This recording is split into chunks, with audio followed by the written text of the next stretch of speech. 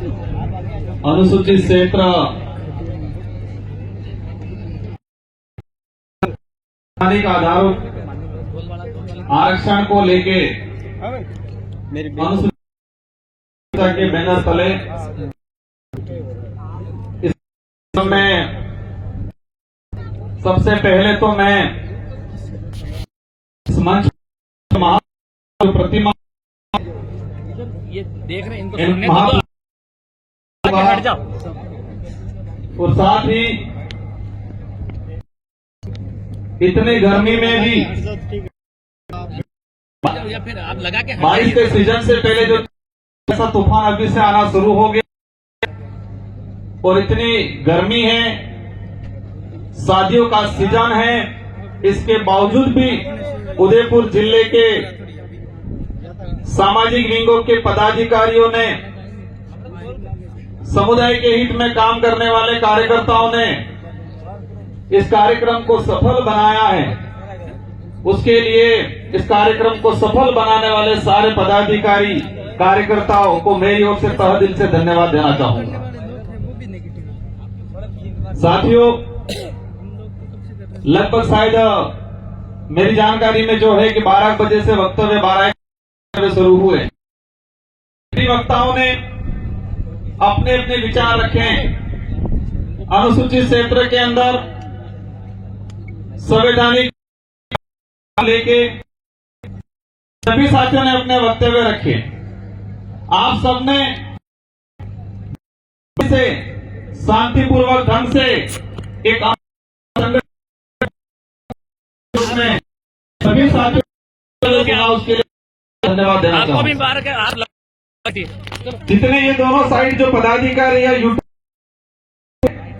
तो अधिकतर मेरे हिसाब से मंच के आ जाए ठीक रहेगा। जो पत्रकार जो यूट्यूबर कुछ जो भी हैं वो छोड़ के बाकी साथी आगे आ जाए ठीक रहेगा, क्योंकि कार्यक्रम समापन की ओर है। अपने शायद कुछ वक्ता रहे हैं। ये जो आरक्षण मोर्चा बना आजादी के बाद से 1947 में आजाद हुआ, 1950 में संविधान लागू हुआ और 1995 तक हमारे बाप दादे नौकरी से अनभिज्ञ थे, आरक्षण से अनभिज्ञ थे कि आरक्षण क्या होता है। कई जनों को ध्यान में शहरी इलाके में थोड़ा बहुत पड़ गया है, वो आरक्षण के बारे में जानता था। सिर्फ जानता था कि एसटी एससी या ओबीसी को आरक्षण मिलता है, कितना मिलता है, कैसे मिलता है, किस प्रावधान के तहत मिलता थे, वो जानकारी नहीं थी उस समय। और आज भी पूर्ण के बारे में जानकारी नहीं है। 1995 के बाद से कई सामाजिक संगठनों ने आरक्षण और इसी अनुरूप आज जिस पांडाल के नीचे आप विराजमान हो, ये आदिवासी समुदाय के हित में आदिवासी परिवार की जो विचारधारा है, उस विचारधारा से आप बंधे हुए हो। और इस विचारधारा ने 2015-16 से अनुसूचित क्षेत्र के अंदर संवैधानिक प्रावधानों को लेकर लड़ाई लड़ना शुरू किया। तो आरक्षण का जो इतिहास है, देश लेवल पे जब संविधान में इसके प्रावधान हुए, इससे पहले शासन था, अंग्रेजों का शासन था, उस दौरान पूर्वजों ने उनसे लड़ाइयां लड़ी, खून पसीना बहाया। और उस समय अंग्रेजों ने शेड्यूल 5 का, शेड्यूल 6 का प्रावधान किया कि ये रिजर्व इलाका, ट्राइबल टेरिटरी इलाका, और इसी को संविधान के अंदर सम्मिलित किया गया। और आज मैं सांसद के रूप में हूं, रिजर्व कैटेगरी से जो अधिकारी कर्मचारी, उसी का परिणाम है प्रावधानों का। उसकी वजह से हमें ये रिजर्वेशन का प्रावधान, उस जो एक कागज था, ये प्रमाण पत्र था, उसको निर्वाचन का अधिकार। इसके अंदर केंद्र के अंदर 7% मिलता है। देश की जो जनसंख्या है, उस जनसंख्या के हिसाब से 8%, तो 7 से 8% लमसम केंद्र में रिजर्वेशन मिल रहा है। केंद्र की सरकार की जो भर्तियां होती है देश लेवल की, पहला स्टेप वो हो गया। सेकंड नंबर, राज्य स्तर की भर्तियों में राजस्थान के अंदर 13% आदिवासी समुदाय है 2011 की जनगणना के अनुसार। तो राज्य के अंदर 13% रिजर्वेशन मिलना चाहिए, लेकिन कई बार नहीं मिल पाता है। तीसरे नंबर पे हमारा शेड्यूल एरिया, और शेड्यूल एरिया के अंदर 45% रिजर्वेशन का प्रावधान, मतलब 100 नौकरियां में निकलती हैं तो 100 में से 45 शेड्यूल ट्राइब को मिलने का प्रावधान अनुसूचित। तो आरक्षण के हो गए केंद्र सरकार का राज्य स्तर पे 13% और शेड्यूल एरिया पे 45%। अब होता क्या है, सरकार आरक्षण देना नहीं चाहती, लेकिन आरक्षित वर्ग को आपस में लड़ाना जरूर चाहती है। और लड़ाया इसलिए जाता है राजनीति के लिए। झंडेवाला भाई 2 मिनट रुक जाना, 2 मिनट झंडेवाला, 5 मिनट रुक जाओ। सुप्रीम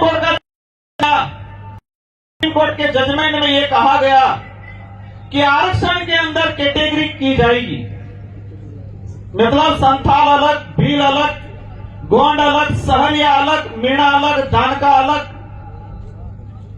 गरासिया अलग।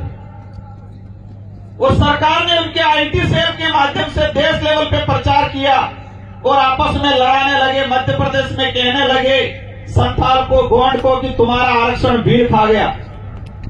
हमारे गरासिया को बोलने लगे तुम्हारा आरक्षण भील खा गया। भीलों को कहने लगे तुम्हारा आरक्षण मीणा खा गया। सहरिया को कहने लगे तुम्हारा भील और मीणा खा गया। आरक्षण को समझने लगा कि संवैधानिक है, कितना मिलना चाहिए, कितना अन्याय हो रहा है। जब ये समझने लगा तो उन्होंने आपस में लड़ाने की पॉलिसी कर दी। तो ये आज जो कारवां है हमारा अनुसूचित क्षेत्र आरक्षण मोर्चा, पहले हमने बांसवाड़ा में, सेकंड नंबर प्रतापगढ़ में, और आज तीसरे आज उदयपुर के पदाधिकारी ने आयोजन कराया। कोर्ट का जजमेंट आया, राजस्थान के अंदर केंद्र के अंदर बीजेपी की सरकार है और उस सरकार को डबल इंजन की सरकार के रूप में वो खुद दावा करते हैं। मतलब डबल इंजन मतलब डबल पावर। और यही उनके पदाधिकारी गांवों में, शहरों में रैलियां निकालने लगे और कहने लगे कि आरक्षण मिलना चाहिए। उन्होंने एक कमेटी बनाई, बीच में सारे मिक्स होकर रैलियां निकाल रखी। जिसकी डबल इंजन की सरकार है उनके ही पदाधिकारी यहां पर गुमराह करने लगते थे। और हमारा कारवां 2016 से चलता आ रहा है संवैधानिक अधिकारों की लड़ाई लड़ते हुए। तो हमारे समुदाय के सामाजिक संगठनों के पदाधिकारियों ने मिलकर यह मंच बनाया और इस मंच बना के अनुसूचित क्षेत्र की वास्तविक हक अधिकार की लड़ाई को जनता तक पहुंचाना। और जो डबल इंजन की सरकार के जो नुमाइंदे जो नीचे लेवल पे घूमने वाले जो जनता को गुमराह कर रहे थे, आपस में लड़ाने का जो काम कर रहे थे, इन लोगों को मुंह बंद करने का काम किया इस मंच ने। तो मैंने कोशिश किया कि ये लड़ाई क्यों लड़ी जा रही है, आज हम एकत्रित क्यों हैं। अब हमारी लड़ाई किसी समुदाय से नहीं है, न जैन से है, न ब्राह्मण से है, न राजपूत से है, न मीणा से है, न सहरिया से है, न संथाल से है। हमारी लड़ाई किसी धर्म से भी नहीं है। हमारी लड़ाई कांग्रेस बीजेपी वाला थे कि हमारी पालियानी लड़ाई ये नहीं है हमारी। अब आप विचार कर रहे होंगे तो हमारी लड़ाई क्या है। हमारी लड़ाई संविधान के अंदर जो संवैधानिक प्रावधान है उसको धरातल पे लागू क्यों नहीं किया जा रहा है, वो लड़ाई है। अब लड़ाई है किससे? लड़ाई ये है संवैधानिक अधिकारों को लागू करना, ये लड़ाई है। और लड़ाई है किससे? जो इस काम में रोड़ा बन के खड़ा है उससे है। तो रोड़ा बन के कौन खड़ा? सरकार, वर्तमान सरकार किसकी है? कांग्रेस, बीजेपी की, और इससे पहले कांग्रेस की थी। हमारे खेत की लड़ाई नहीं है। जब बात आती है इस क्षेत्र के अंदर समुदाय की, इस क्षेत्र में सभी समुदाय के लोग रहते हैं। जब एक बाप के दो भाई हैं, एक बाप के दो बेटे हैं, अगर एक बाप की जो 5 बीघा जमीन और अब इसका फर्ज ये बनता है कि 2.5 बीघा दोनों को बराबर बांट, ये न्याय है। और बाप या एक बड़ा बेटा चालाकी से 4 बीघा ले ले और एक बेटे को 1 बीघा दे दे, अब छोटे बेटे के हक बनता है नहीं बनता है अन्याय के खिलाफ लड़ाई लड़ने का? वो सगा भाई है लेकिन फिर भी उसका फर्ज है, उसका हक बनता है, उसका अधिकार है कि अन्याय के खिलाफ आवाज उठाना। वही चीज अनुसूचित क्षेत्र के अंदर हो रहा। 75% अनुसूचित क्षेत्र के समुदाय रहता है, आदिवासी समुदाय रहता है, 4 से 5% एससी रहता है, ओबीसी रहता है, जनरल। तो प्रतिनिधित्व जिसकी जितनी जनसंख्या है इतना उसका प्रतिनिधित्व होना चाहिए, ये लड़ाई है हमारी। अब इस लड़ाई में अगर कोई दूसरे समुदाय वाला, कोई धर्म वाला, कोई पार्टी वाला बीच में आके खड़ा रहता है, हमारा विरोध करता है, इसका मतलब यह तय होता है कि वो शोषणकारी नीति वाला आदमी है, वो अन्याय आदमी है, हमारा दुश्मन है। इस बात को समझना पड़ेगा। अब मैं कुछ आंकड़ों पे आना चाहूंगा कि जो काफी भर्तियां हैं, हम कहते हैं अन्याय हुआ सरकार कर रही है, कुछ लोग कहते हैं अन्याय नहीं हुआ सरकार नहीं कर रही है। तो हम आंकड़ों की बात करें, अनुसूचित क्षेत्र के अंदर आरएस अधीनस्थ सेवा की भर्तियां निकली। मैं 3 से 4 भर्तियों का उदाहरण बताना चाहूंगा। 2013 के अंदर आरएस अधीनस्थ सेवा की अनुसूचित क्षेत्र के लिए 43 सीटें आई और 43 में से एसटी का जो 45% जो मतलब अधिकार नहीं कहेगी कि अधिकार तो ज्यादा है, 45% जो प्रावधान था उस अनुरूप मिलना 19 सीटें मिली, कितनी 18, 41%। ओपन कैटेगरी जो 50% जो अनारक्षित सीटें रखी है, उन सीटों में सभी वर्ग के लोग जा सकते हैं, ये प्रावधान है बोलने में कागजों में, लेकिन होता नहीं है। तो उसके हिसाब से मिलनी चाहिए थी 21 सीटें, लेकिन वहां मिली 25। जब रिजल्ट आया 2013 आरएस अधीनस्थ सेवा का, 45 सीटों पर सीधे अनुसूचित क्षेत्र के से भरी गई और एसटी के कितने पद भरे? जो 18 मिले थे वही। 75% जनसंख्या वालों को 18 और बाकी 25 सीटें से भरी गई और ओसी को मिला 0। वही चीज 2016 के अंदर 29 सीट एसटी को मिली 12, सामान्य ओपन कैटेगरी की रही 17 और एक भी एसटी एससी कैटेगरी का सामान्य सीट पे इसका चयन नहीं हुआ। 2018 के अंदर 49 सीटें आई, एसटी को मिली 42 सीटें, सॉरी एसटी को मिली 12 सीटें, कितने प्रतिशत? 30%। 2013-2016 का जो अधिक एरिया 45%, लेकिन यहां पर कितना मिला? 32% और ओपन कैटेगरी की सीटें आई 25 सीटें। एसटी को मिली अनुसूचित क्षेत्र के अंदर 12 सीटें, ओपन कैटेगरी को मिली 25। इस प्रकार तीनों भर्तियों के अंदर 109 सीटें आई, 109 में से 49 एसटी को और 67 सीटें ओपन कैटेगरी की रही। जब रिजल्ट आया देखा एक भी आरक्षित वर्ग का बच्चा सामान्य सीट पे नहीं गया। अब जो ज्यादा डेढ़ होशियार है वो कहते हैं कि मेरिट में नहीं आया होगा, पढ़ा नहीं होगा, ज्यादा नंबर कम आए होंगे। मैंने सारी भर्तियों की स्टडी की, जो ओपन मेरिट फाइट कर रहा था उस बच्चे को भी रिजर्व कैटेगरी में डाला गया। क्या ये अन्याय नहीं है? इस बात को दूसरे पार्टी वाले करते हैं और जब हम करते हैं कहते हैं कि ये लोग भड़काने आए हैं, ये लोग गुमराह कर रहे हैं। मैंने कहा है एक सार्वजनिक मंच पे या एक ऑडिटोरियम के अंदर सारे पार्टियों के नेता एक मंच पे आए और ऑनलाइन डिबेट होनी चाहिए। इस अनुसूचित क्षेत्र की सारी जनता देखे ऑनलाइन चाहिए, सारा मीडिया होना चाहिए और रिजर्वेशन पे बात होनी चाहिए ताकि जनता को पता चले कि कौन सही है और कौन गलत है। ऐसे ही आज देश के अंदर स्थिति क्या हो रही है, अंदर किस पहाड़ में कौन सा मिनरल है,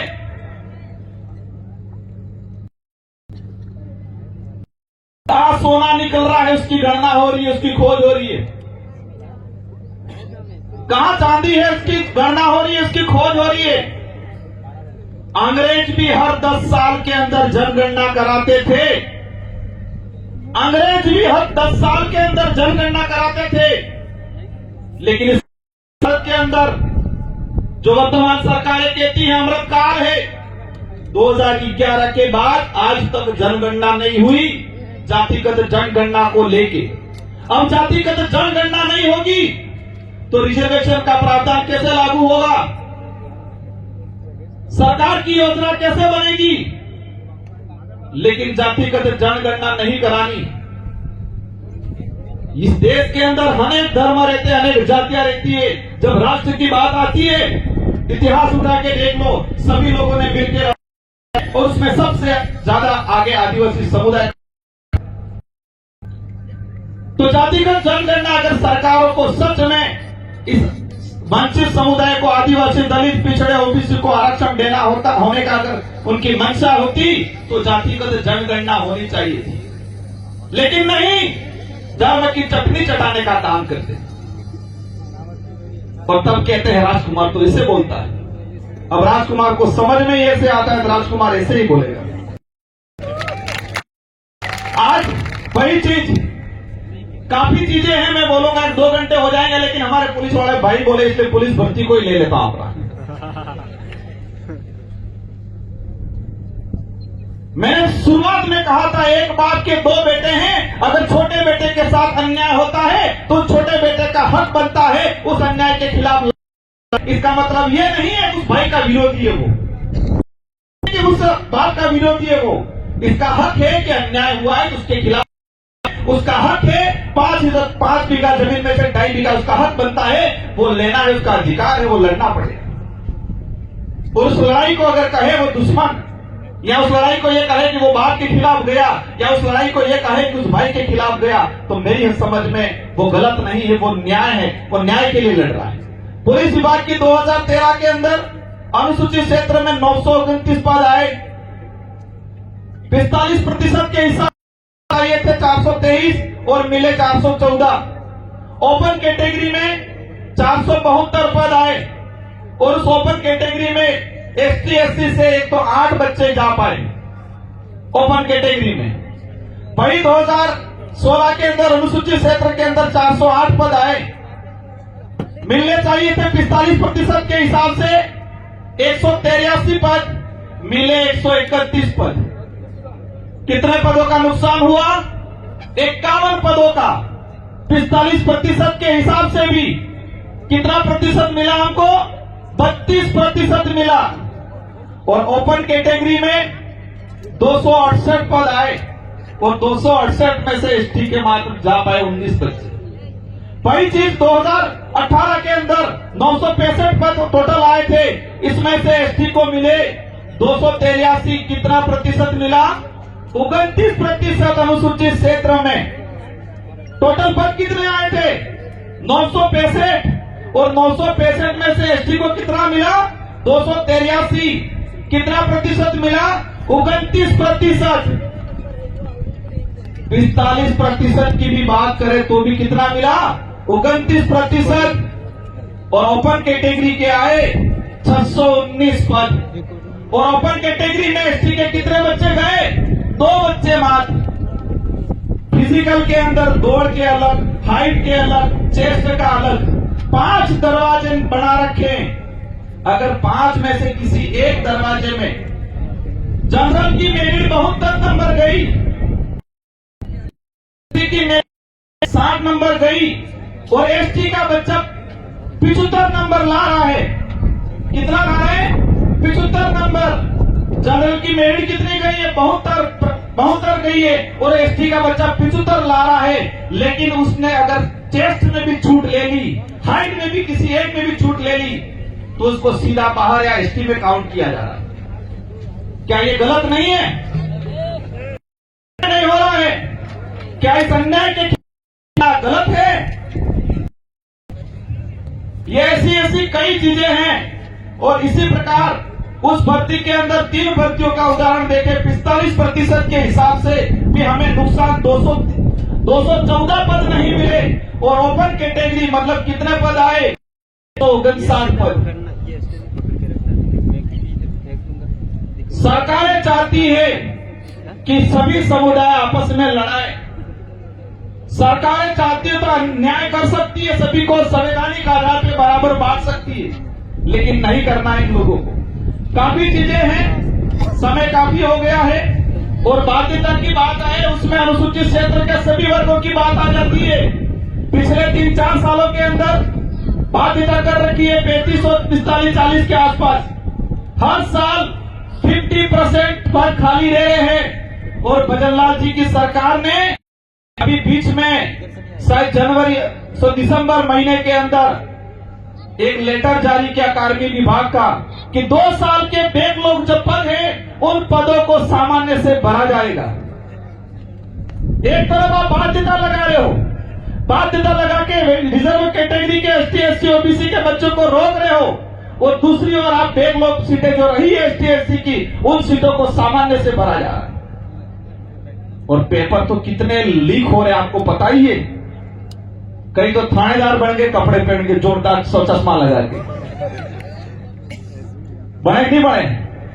कई RS बन गए पेपर लीक करके, कई PTI बन गए, कई सेकंड ग्रेड टीचर बन गए, बोर्ड पे ढंग से लिखने नहीं आता है। और RS ये सारी भर्तियों के पेपर लीक होने से सारे जो मेहनत करने वाला गरीब घर का व्यक्ति जो किसी भी समाज का उसके साथ अन्याय हुआ है और इस अन्याय की अगर लड़ाई लड़ते हैं तो क्या गलत है? साथियों, मैं ऑथेंटिक बात इसलिए बता रहा हूं कि हमें किसी से लड़ाई नहीं है, हमें जो अन्याय करने वाला है उससे लड़ाई है। अगर उसमें आदिवासी है तो उससे भी लड़ाई है, उसमें मन्नालाल जी माननीय मन्नालाल जी है तो उनसे भी लड़ाई है, उसमें बाबूलाल जी है तो उनसे भी लड़ाई है, उसमें हमारा सगा भाई भी है उससे भी लड़ाई है हमारी।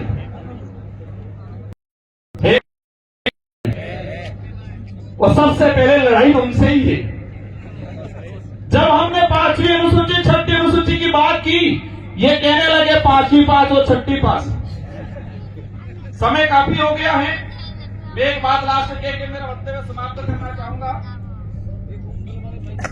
आज हाँ बिल्कुल एक भाई भावना को समझता हूं मैं, अनुसूचित क्षेत्र के अंदर हमको नहीं जोड़ा गया है, उस वजह से उनके साथ अन्याय हो रहा है।